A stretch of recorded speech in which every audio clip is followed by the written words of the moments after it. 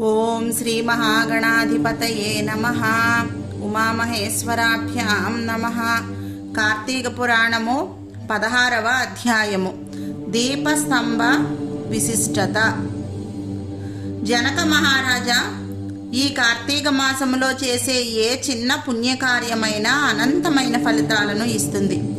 ఈ కార్తీక మాసంలో ఏ విధమైన వ్రతాలు ఆరాధనలు చేయని వారు ఘోరమైన నరక బాధలను అనుభవిస్తారు. కార్తీక శుక్ల పాడ్యము నుండి కార్తీక బహుళ అమావాస్య వరకు 30 రోజులు. రోజుకు ఒక దీపాన్ని ఆలయ ద్వారము దగ్గర గాని దేవుని సమీపంలో గాని పెట్టిన వారు దైవ సాన్నిధ్యాన్ని పొందుతారు. ఆదివారం నాడు సూర్యుని ఆరాధించిన వారు సంతానాన్ని పొందుతారు. దక్షిణ తాంబూలాలతో కొబ్బరికాయను దానం చేస్తే మంచి బుద్ధిమంతులై జ్ఞానవంతులై వృద్ధి చెందుతారు.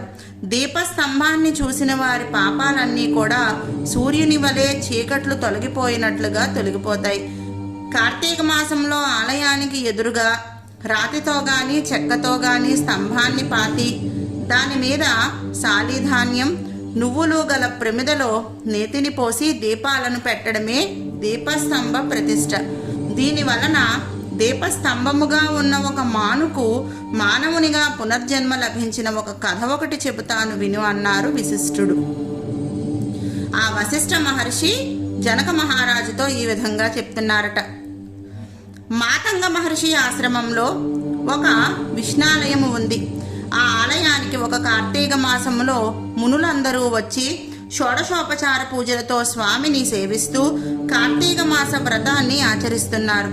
వారిలో ఒక వృద్ధుడైన మునీంద్రుడు మిగిలిన వారితో, మునులారా, వచ్చే కార్తీక పౌర్ణమి నాడు ఆలయంలో దీపస్తంభాన్ని పెడదాము. అలా పెట్టడం అత్యంత పుణ్యప్రదమైన పనిగా భావించవచ్చును అని చెప్తూ మునులందరూ కూడా దీపస్తంభము పెట్టడానికి అంగీకరించారు. అందరూ కలిసి అడవిలోనికి వెళ్ళి ఒక పొడవైన మానును తీసుకొని వచ్చి ఆలయము ముందు పాతారు.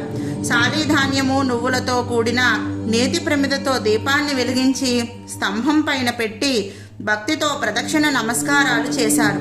తరువాత అందరూ పురాణం వింటున్నారు.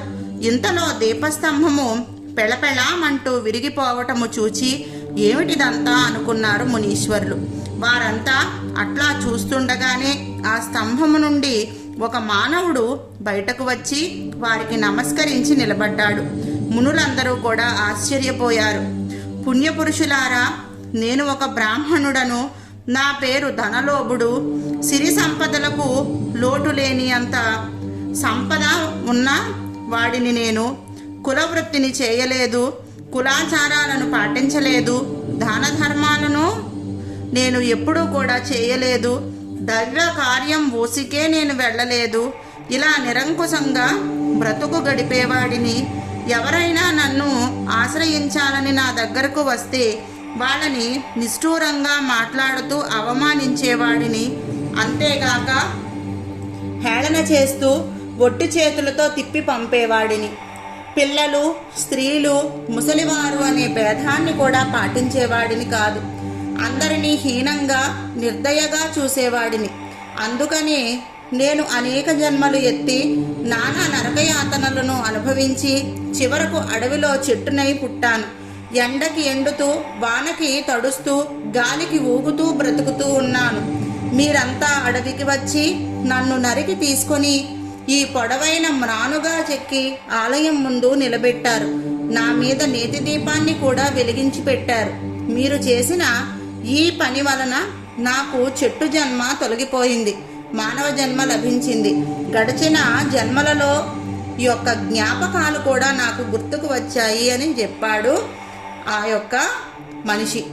పరమ నిష్కృష్టమైన బ్రతుకు గడిపిన నాకు ఈ మానవ జన్మ ఎందుకు లభించిందో, ఎలా లభించిందో వివరించమని అతను ఆ మునీశ్వరులను వేడుకున్నాడట. మునులు, ఓ ధనలోభి, ఇది పరమ పవిత్రమైన పుణ్యప్రదమైన కార్తీక మాసము. ఈ మాసంలో చేసిన ఏ చిన్న పుణ్యం పనైనా సరే అపారమైన ఫలితాన్ని కలిగిస్తుంది.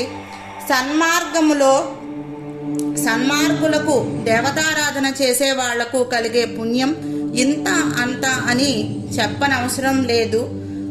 ఇంతటి పాపాత్ముడు అయినా ఏ చిన్న పుణ్యకార్యము చేసినా పునీతులై తరించిపోతారు. పశుపక్షాదులకే కాదు, మ్రాణులకు, రాళ్లకు సహితము పుణ్యఫలము లభిస్తుందని చరిత్ర చాటి చెబుతుంది అని చెప్పారు. వాళ్లలో ఒక మునీశ్వరుడు తన యోగ దృష్టితో పరిశీలించి చూచి, ఆలయంలో దీపాన్ని మోసిన కారణంగా అంతకు ముందు నువ్వు చేసిన పాపాలన్నీ కూడా పటాపంచలైపోవటం వలననే నీకు మరలా ఈ మానవ జన్మ లభించింది అని చెప్పాడు. జంతువునాం నరజన్మ దుర్లభం అంటున్నాయి వేదశాస్త్రాలు.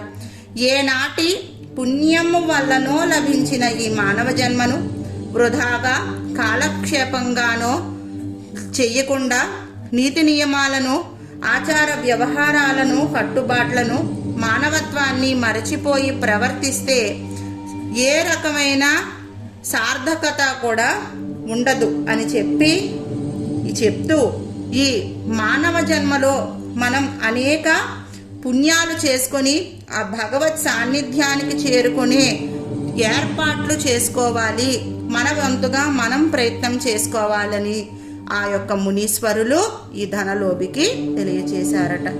ఆ విధంగా చేసినట్లయితే మనం కూడా అంత్యాన్న మోక్షానికి చేరుకోగలము అని చెప్తూ దీంతో 16వ రోజు పారాయణము సమాప్తం.